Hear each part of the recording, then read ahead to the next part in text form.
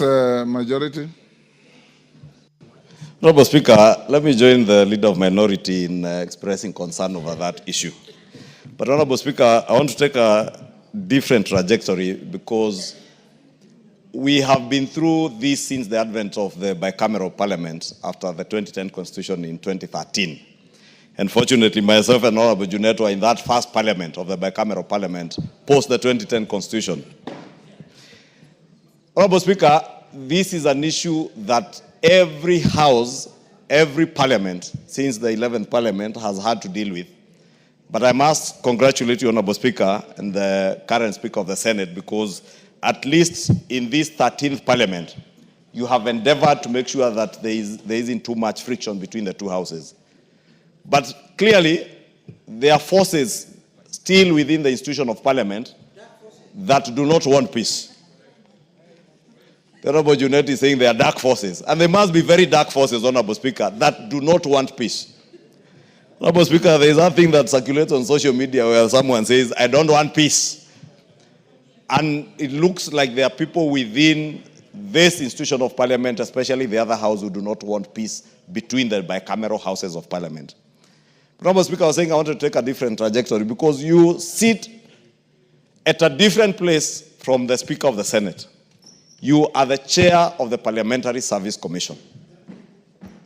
Being the chair of the Parliamentary Service Commission, Honorable Speaker, and having a bigger representation from this house in the Parliamentary Service Commission, you stand at a pivotal place to ensure that we do not spend any more resources prosecuting cases in court over issues that as leaders we can settle amicably, Honorable Speaker. Because it makes no point for taxpayers' money that has been appropriated by this House to the Parliamentary Service Commission to be expended on lawyers in court to go and review a matter that was already resolved by the Supreme Court, Honorable Speaker. If there is no greater wastage of public resources, I do not know what we would call this, Honorable Speaker. And I want to call on you, Honorable Speaker, as the chair of the Parliamentary Service Commission, to call to order the accounting officer in the Senate, Honorable Speaker, to ensure that no public resources are expended. If senators want a review of that judgment by the Supreme Court, let them contribute from their salaries, Honorable Speaker. Because the provisions of Article 109, 110, and 111 of the Constitution, all the way to 114 on money bills, Honorable Speaker, are so explicit that you do not need to have gone to any law school. I have never been to law school, Honorable Speaker. I only studied commercial law and the law of tort when I was doing my commercial law in my CPA studies. You studied rudimentary law. let me not call it rudimentary law, Honorable Speaker. At least I studied some commercial law, basic law.